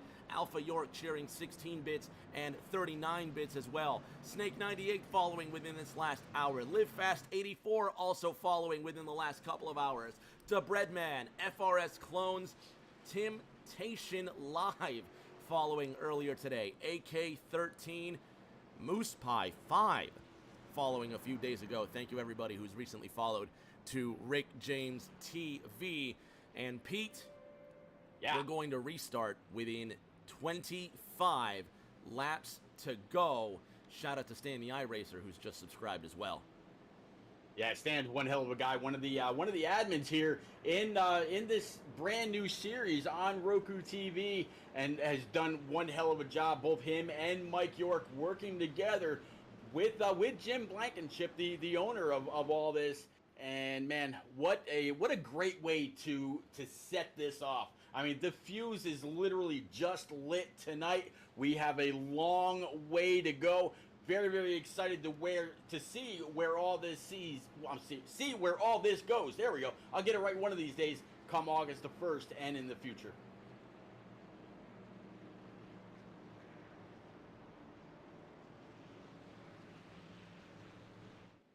"25 laps to go. Next time around, Joe Causey still has control of the field, but this time he's going to have Jake Roel to the outside line, Pete, and here's a new dynamic. Both of these trucks last pitting on lap 113, so only 10 laps of scuff on their Goodyears. Who's going to have the advantage with 25 to go? You know what, I got to tell you, I think it's going to be, I think Causey really gives him a fit. I think the 39, he's been able to figure out and get a feeling of what his truck is like, both in clean and dirty air. One of the few out here. I don't see Holzer up here. I don't see a few of the guys that have been up here all night long. Starting to see some new players after this caution. What are you thinking? We're about to see a lot of bravery and a lot of impatience in these last 25 laps, but it wouldn't be a race if we didn't see any of those traits. The trucks are going to pull off this final corner. Jacket FND says Cody Panel is going to win this race. Drivers wait for that green flag. It waves and they get moving. A quarter remains. 25 laps to go. This is going to be just like an old Saturday night shootout at your local short track, except with those Silverados, those Tundras, and those F-150s. Looks like that Plan B number 66 by Joseph Causey. He's got that thing in the wind. Wreck in the back. He's going to try to caution in the back. Wreck in the back. One truck goes for a spill. Caution number 3 flies. You just saw him move. The 1-4 of Tom Sears. Southampton, Massachusetts. Tom Sears with a big blink and a big crash. The 1-4 ARCS 213 Simware Tundra has had it. Yeah, I tell you, I'm a big fan of Tom Sears and everything that he drives on track. Yeah, I've loved the way that thing has looked under the lights tonight, but right now, that highlighter is a bit scratched. Another look with the 1-4 of Sears. This is out of turn number 2, Pete. And it doesn't start with Sears. It starts with Honeycutt, the 2-8 of Chris Smith. And a big jump there. Let's see what happened. This is just off the green flag, Pete. Let's have a look with Chris Smith in the 2-8. They're coming to the line. The SSRL F-150. Also, keep your eye on the white and purple 50 truck of Honeycutt on the outside. Yeah, you see Ryan Crooks, who is inside. Looks like somebody might have missed a gear or spun the tires. And, yeah, you see the 25 down low there, 3 wide right there, going into turn number 1, 28 in the middle, and it looks like might have been a little bit of contact. Yep, 28 just kind of washed up, put the 50 into the wall, bounced off, came back down. Tom Sears ended up with all kinds of damage. 81 almost goes over, up on 2 tires through the grass. just impossible for everybody to avoid all sorts of everything that happened in this caution. You saw the Honeycutt barely made it through. There's Mike Carter in the 6. He had nowhere to go. He put his bumper to Tom Sears. Ed Shearer also falling off the track. Watch this. That 9 truck getting a scratch in that one. Chris Smith plowing into the 81. Trucks going airborne all over the place. Jack at F&D saying you have impatient drivers taking it 3 wide on the restart. That's called jumping the start. He wants to see an end-of-line penalty for some of these drivers. And it's not out of the realm of possibility, Pete. I mean, Jacket does have a point. What's the need to go 3 wide straight away? It's all about the win, Rick. If you can gain a spot here on the restart, that's one less spot that you have to worry about actually racing for. I said it before. Everybody's elbows are up. Aggression level is peaked. Everybody wants to win the very first race on the Sim Racing channel on Roku TV. A lot of drivers in that incident having a blink or two. Not sure what happened there, but Joe Causey leading this race in the double 6, still with control of the field. He'll be restarting with the lead inside the final 20 laps of action. Let's see if we can pull him in and bother him real quick. Joe Causey, Rick James, and Repeat up top. Can you hear me? Yes, sir. You are leading this race with, there's no other way to put it, the dominant driver of the evening behind you, one Jake Roel. It's going to be 25 laps to go. What's it going to take to hold off that Clorox machine? A whole lot of luck. He's fast. We're going to try to do what we can here, but we're going to see. Hopefully we can get some more cautions dwindle down these laps and then maybe come out lucky. Time to turn up Uncle Luke and have the spirit of the 2 Live crew in that Miami base behind you, propelling you to the lead. Pete, the driver of the 66, finds himself in a good position so far. What advice do we have for Mr. Causey? I tell you what, I get to talk to Causey on Tuesday nights with the one and only Greg Olenek over on SRN. This man is one hell of a personality. He knows how to wheel these trucks, knows how to wheel the cup cars. He can wheel any dang on thing that he's in. Causey, you go get it, sir. Oh, we'll hope and pray that we'll try to get it. But we got 2 tough customers right behind me of Jake Royale and James Holster, so we're gonna see. Yeah, you've definitely raced with Holzer and Roel before. I got a lot of faith in you, man. Yeah, we'll see.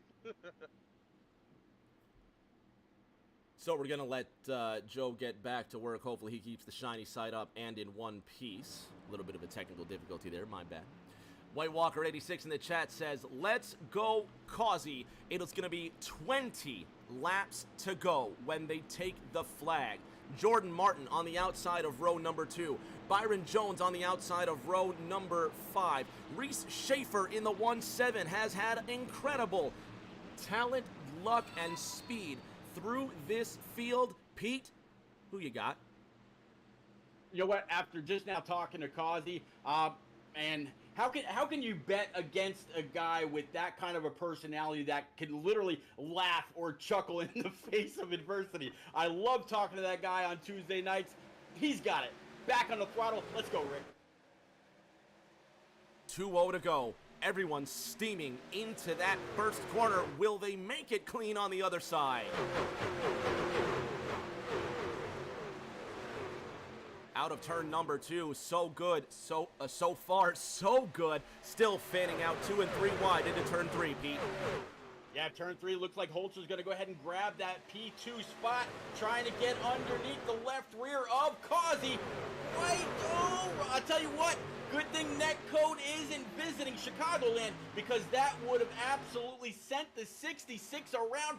Holzer had no let up whatsoever. Going to keep that 66 pinched down. 39's going to try to find a line, give that 66 a little bit of a shot to that Plan B sales. Down the backstretch, who's going to have it coming to the line? Double 6 of Joe Causey, 3-1 of Jimmy Holzer, side by side at a turn number 4. 1-8 remaining. It's been a great race thus far, but so many drivers still with a chance to win. Roel being patient. We know he's got the speed. he will lead the most laps tonight. He very well may have the fastest lap before this race is over, but flashes of brilliance from the 31 camp. Holzer to the outside. Yeah, Holtz to the outside's got 39, 45, and a whole line, 99, 27, and more up on that high side. Holtzer's going to go ahead and throw it in, try to pass him all the way around. 39's going to drift up, keep it off the wall. And, man, if that could have been bad, they would have collected just quite a few of the field. 81, a lap truck's going to come into play right here.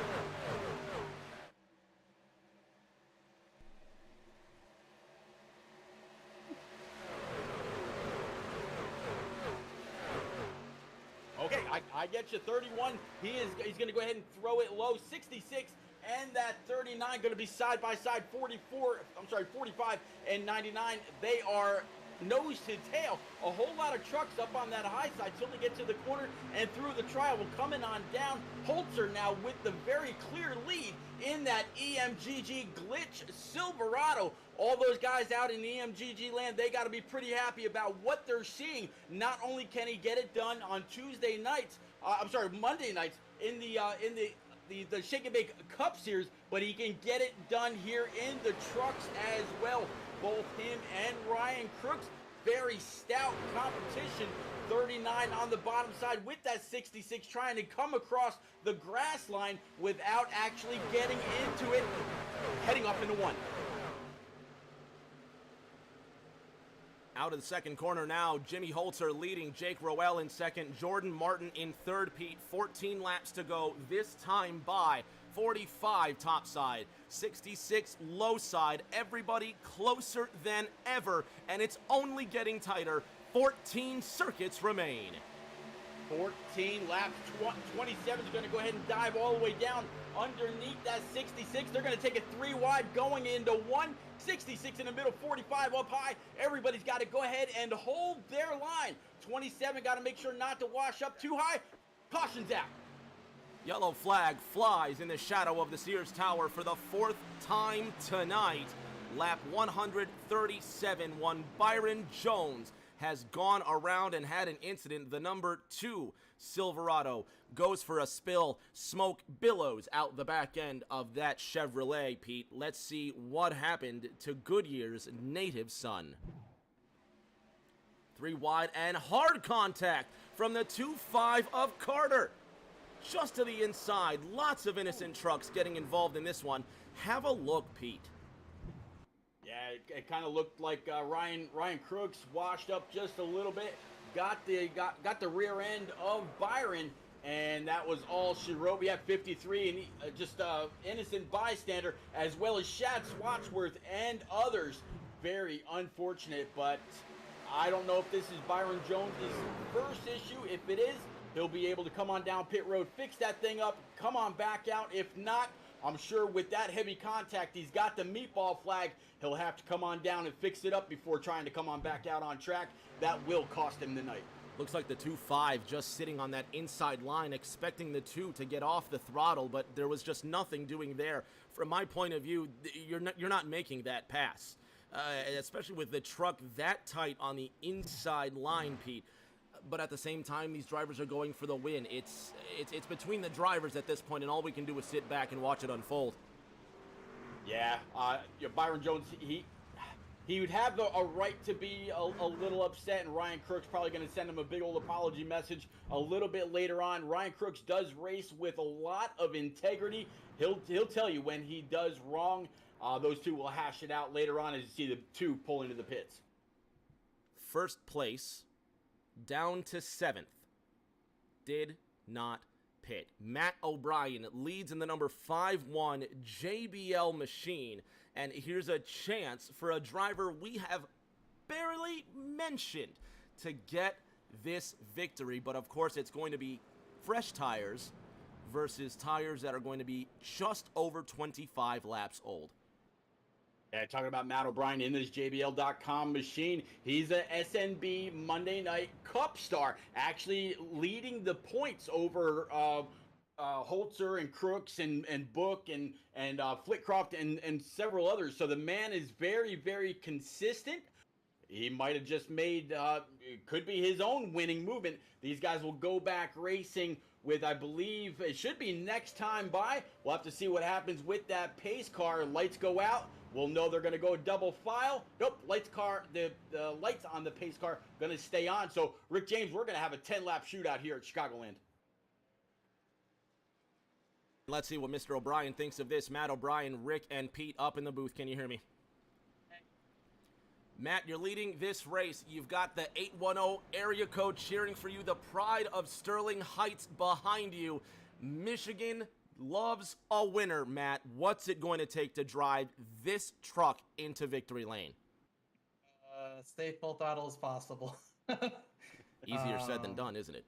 Yeah, I don't feel too worried about the fresh tires. They're, from what I understand, 7 stayed out, so I feel okay. But we'll see how it plays out. I took tires on the caution before this, so it's gonna be wild. It's gonna be pretty wild. So I'm gonna just put my foot to the floor pretty much, and that's about all I can do. Matt, I normally get to talk to you, during the Shake and Bake iRacing Cup Series, and you're leading the points over there right now. You're leading the laps. You're no stranger to having to deal with some very, very tough, some very fast competition. Can you get it done as now you see the lights atop the pace car go out?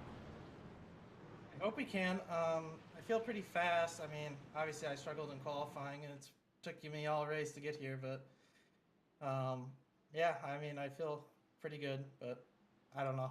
Draft is going to be pretty key too, so I'm not too sure how it's going to play out, but I'm going to try my best. All right, buddy, you go ahead and you pump up the bass in that JBL machine, and we'll hopefully talk to you just a little bit later on. Good luck. Yep, thank you. So Mr. O'Brien's going to get back to work with the rest of his SNB cohorts. Reese Schaefer to the outside. Pete, we have seen this driver claw his way up to the field, and now it's time to showcase what he can do from the front. He's going to have the speed on the outside line, but not until Matt O'Brien has his share of the shorter distance on the inside line. 9 circuits remain in the inaugural Sim Racing Channel event. I asked you before, and I don't expect you to answer now, but who do you got? Man, these guys changing position, different tire and fuel strategies. Some pitting under caution, some not.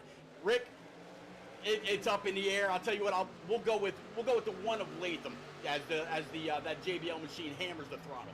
51 gets a great jump into that first corner. Reese Schaefer on the outside with Latham behind him. Here comes Jordan Bain in the 1-6. 3 wide, 4 wide. Does everyone make it through clean into 3, Pete?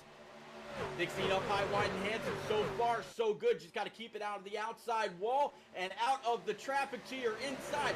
Coming down this backstretch, what a shot. 3 by 3 by 2 by 2. Rick James, these guys are racing for their lives. 7 to go next time by. They get so close. Hold your breath. 4 wide for the 3rd position. The 3-9 of Jake Roll on the top side wants the dub. The 17 behind him. Look at everybody trying to make their way through in one solid piece. Contact between them, but they all make it through safely. Bechtel in 2nd, Holzer to the inside. Matt O'Brien watching all of this unfold behind him.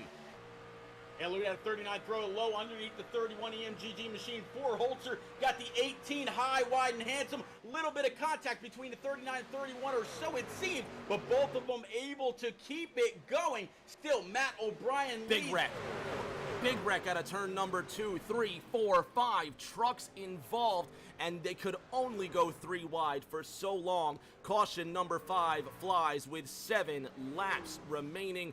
Jamie Haynes in the 5-3 involved. Tom Philcroft involved in that accident. Byron Jones caught a piece of that one as well. More smoke billows out of the number 2, and no fast repairs will save him now, Pete. It was only a matter of time. Yeah, you get down and dirty like that when you're going 3 and 4 wide, multiple lines. That's exactly what's going to happen. But yeah, Jamie Haynes, Tom Flitcroft, Pujanowski, Byron Jones, a lot of people kind of caught up in this. As you went back, smoke was billowing everywhere.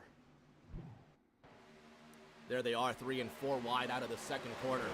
Keep your eye on the bright red 5-3, and the 4 Red Bull truck goes for a big spill there. Look at the 29 fly through that accident. One more look. That's definitely going to earn an award, but we gotta have a look here. Just the 4 truck just snapped loose into the corner, and when you're in that Hornets Nest piece, Pete, there's nothing that you can do. Not at all. You look at the wall and the way that it grabbed the 25 of Ryan Crooks.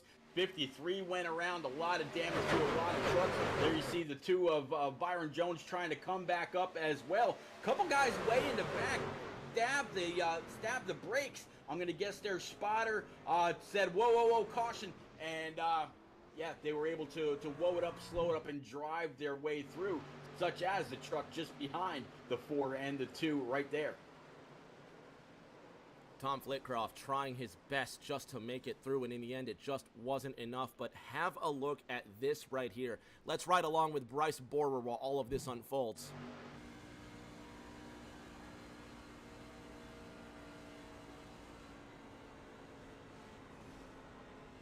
Does not flinch. How about another look? Bryce Borer bravely flies through. Wow, the C's part. Yeah, that is, yeah. That's No on some smoke Tasmanian cloud devil there. stuff right there. My boy did not flinch. You see that? I absolutely, man, that's some great driving, rocking it back and forth, able to steer his way through. Phenomenal. Look at this. How about that?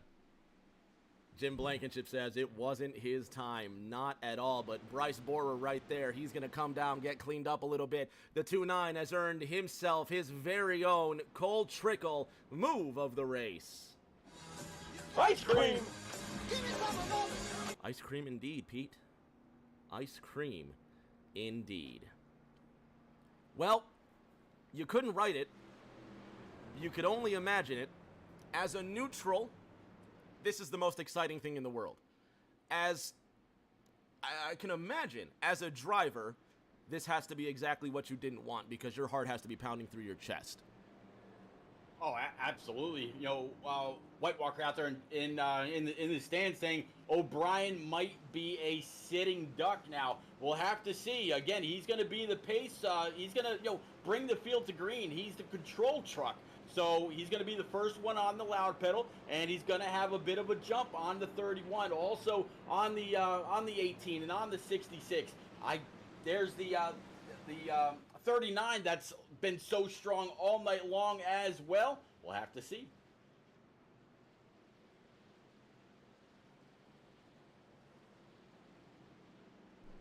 Timmy Latham in the 1, lining up to the inside of Gabe Ellison. Kerry Whitaker in 9th.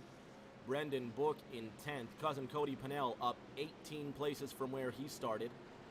Greensburg, Kentucky's Toby Estes, one of the Bluegrass Bandits that you can see every Thursday here on Rick James TV, up 24 places from where he started. But we talk about this driver in the 5-1, Pete, Michigan's very own, with tires that are 16 laps older than the competition behind him. It's going to be a 3-mile sprint to the finish to win the first ever Sim Racing Channel event. Again, how about Matt O'Brien up 26 spots? He's got to be ready to go. Like you said, his heart's got to be pounding. When we were just talking a little bit ago, he's kind of sound a little calm, cool, and collected, maybe a little doubtful as to what exactly he had after that run right there that had to put a little bit of pep in his step, maybe a little bit more of a hammer on that throttle pedal here. We'll have to see. The lights atop the pace car are out. It will be making that left turn down pit road. We've got ourselves a green-white checker ready to roll. Out of turn number 4 for what could be the final time with the green flag in the air. Pace car peels off. Trucks put their foot down. It's the first green-white checkered attempt of 2. Matt O'Brien gets the flag. 3 miles remain. At 39, kind of stays right there with him. There you see James Holzer also. P3, Randy Bechtel right now, P number 4 in that 18, Joseph Causey, that we talked to a little bit ago in that 66. 51 slid up just a little bit, could not hold the bottom line. They're going to be too wide. I thought maybe for a second Holzer might have had a little bit of a run on the outside. 51's going to try to pack a little bit of air on the back, just like the 31 going to try to move the 51 up also. They're going to continue to race it out. 1.5 miles remain. Jake Rowell takes the lead. The 3-1 of James Holzer shoots to the outside, dives back down to the left side. Less than a lap remains to settle it. Rowell with a wiggle and a 2. Holzer behind him. It's a race no matter what they do. There goes Holzer topside. 39 to the inside with Matt O'Brien behind him. Through 3, headed into 4. Jake Rowell has dominated the race, but will it come to a victory? A bump from the 3-1. Holzer to the inside. Drag race to the line, but it is Jake Rowell who wins the truck race at Chicagoland. Man, I tell you what, that was not for lack of trying whatsoever. Holzer was all over the back end of Rowell, tried to loosen him up, tried to move him. No such thing. 39 had plenty of speed, just like we've seen all night long. Congratulations to the 39 Silverado for Jake Rowell. Jake Rowell with the W. Jimmy Holzer in second. Matty O'Brien with the bronze, up 24 places from where he started. The number 5 car of Brendan Book, 30.72 seconds, the fastest lap of the race on the final lap of the race. And Mr. Rowell will burn the house down in celebration. The 39 Clorox Silverado wins the first ever Sim Racing Channel race. I tell you what, there's going to be a lot to talk about this race in the coming week until this channel goes live. Cannot wait. I definitely want to be one of the first to welcome everybody. When you're watching this race, you're in for one hell of a treat with this service. Welcome to Roku. Fans at home, don't go anywhere. We're going to have top 5 in the booth at the end. Randy Bechtel, Joe Causey, Matt O'Brien, Jimmy Holzer, and of course your race winner, Jake Rowell.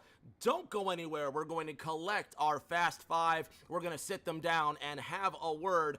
Your winner tonight from Chicagoland, Jake Rowell.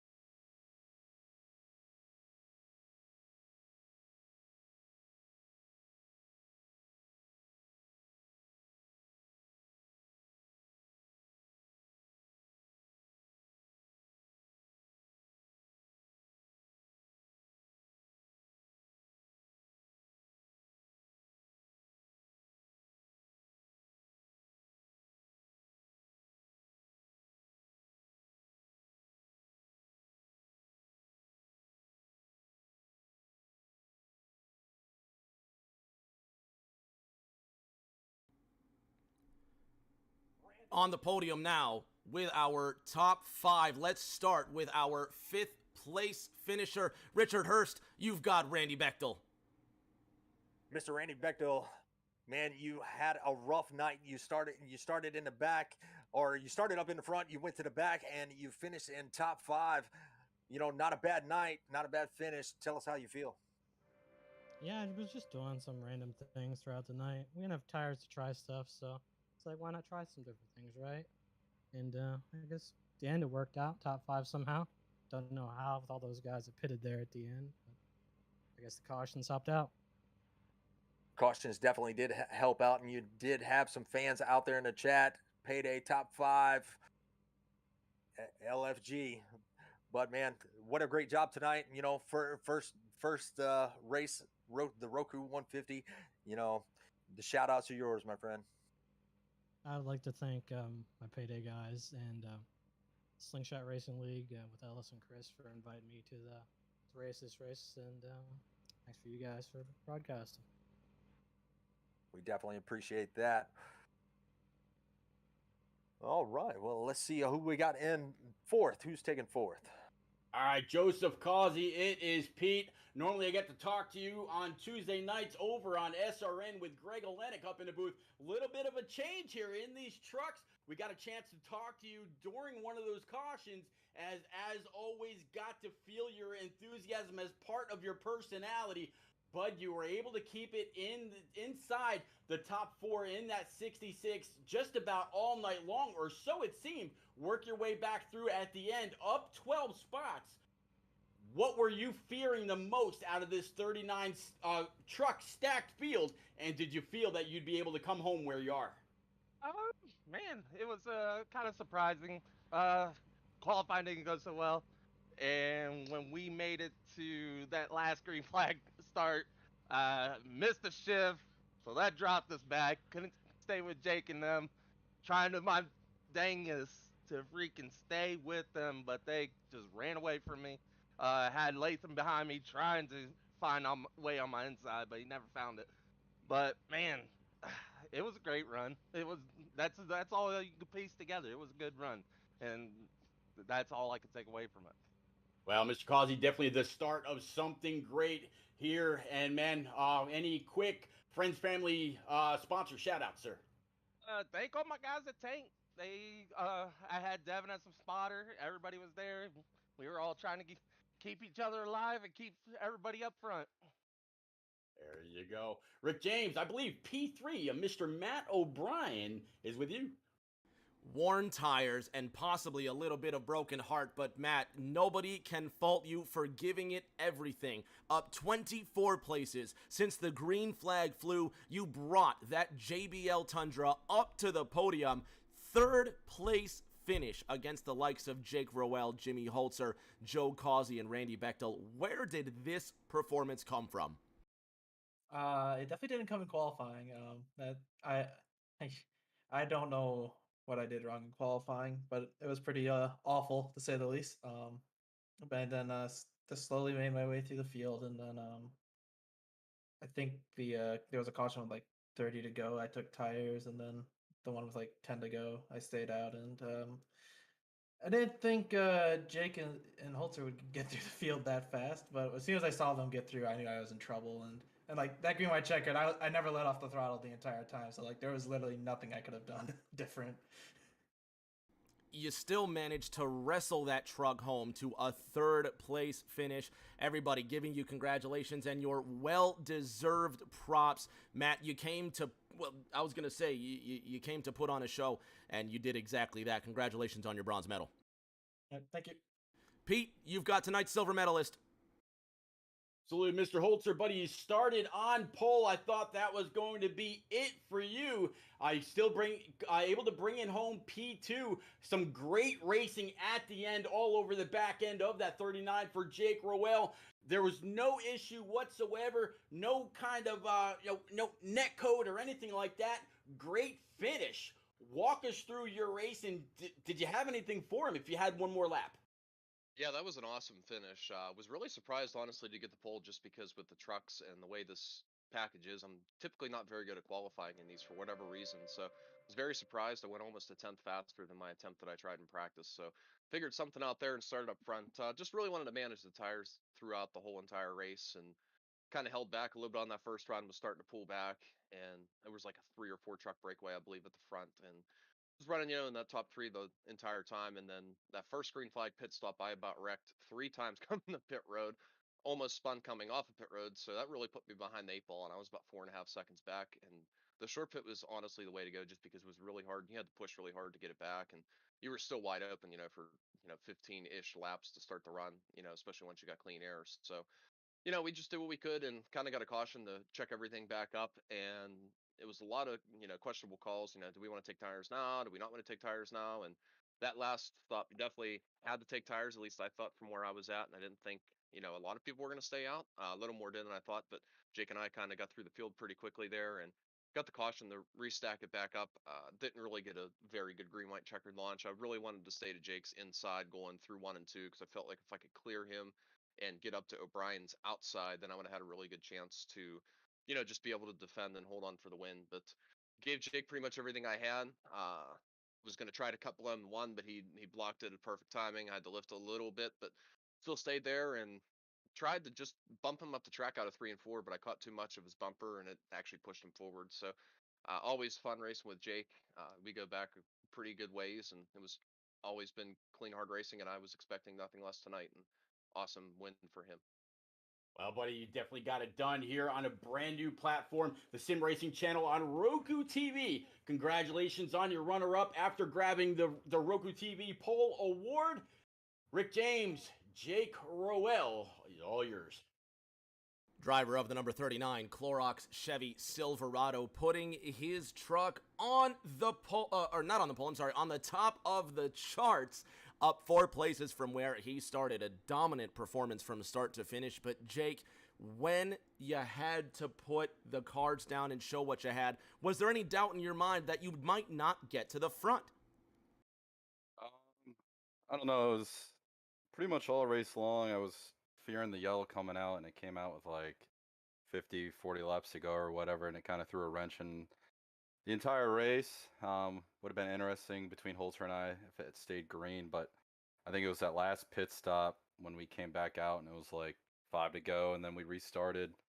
And Holzer and I were like back in 8th and 10th, and there was a point going into turn 1. I was trying to just follow Holzer, and then I was like, well, this is who I'm racing for the lead, and kind of stuck my nose to his outside, made it 4 wide with another guy to my outside, and I mean, I just essentially closed my eyes and hoped we came out of turn 2, and we did, and then I knew the race was really on from there. So it was a really solid night all night long. Not only is it a solid night, you've earned the bragging rights, and you can say that you have won the first ever race on the Sim Racing channel. Yeah, it's pretty awesome. This seems to be a really great opportunity here. Got to thank everybody at the Sim Racing channel on Roku TV. Michael York and Stan both invited me to come out here tonight and had an absolute blast. It was really fun racing. So I'm looking forward to see what this opportunity has, moving forward. For now, it's time to go celebrate, Jake. Congratulations on that W. When the dust settles after 225 miles, you, my friend, stand above all. Congratulations on the win. Appreciate it. You guys have a great rest of your night. We're almost ready to put a bow on this beautiful little treat we've had tonight. Mr. Jim Blankenship, what a great race for everybody involved. Wow, man. I mean, wow. That's all I can say is wow. That was the most amazing sim race I think I have ever seen in my sim racing career. Hands down. No questions asked. That was just an amazing race. And, just to be part of that, even though my driving part of it was very short at the beginning there, that's okay. My plan was just kind of ride around with those guys and, enjoy the scenery, so to speak. But just an amazing race. You guys did a fantastic job calling the race. All the broadcasters, I pretty much checked in with everybody tonight to kind of support their broadcasts and spread the love around a little bit. And everybody was doing a fantastic job. And that was just some amazing 3 and 4 wide racing, just lap after lap. And I really don't have the words to explain how proud I am of how this first event turned out. Just an amazing race. A labor of love, and we're so glad that we could put it together, fans. Be sure to look out August 1st. That's when you can find the Sim Racing channel. They'll go live. You'll find broadcasts from myself, Pete Ruzick, Kurt Swatsworth, and more. That's going to be the Sim Racing channel on Roku TV. And you just heard it from the man himself. One of the best sim races you'll ever see. My esteemed thanks to, of course, Mr. Blankenship involved, everybody that's had a piece here of this special channel, the sponsors, all the broadcasters, my brother, Pete Ruzick. Thank you so much for coming through tonight. Rick James, I'm absolutely ecstatic that you decided that you were going to host this on your channel, and I was able to get paired up with you, but it felt like days of old. Thank you, thank you, thank you for having me alongside one more time. Looking forward to the future. It's bright. This was just the very first snowflake on the tip of the iceberg that will be the Sim Racing channel. Be sure that you stick around. Mark it in your calendar. The 1st of August, 2022. The channel goes live and you cannot miss it. For everybody involved, everybody in the stands and at home, please stay safe. Do take care of each other, and we will see you all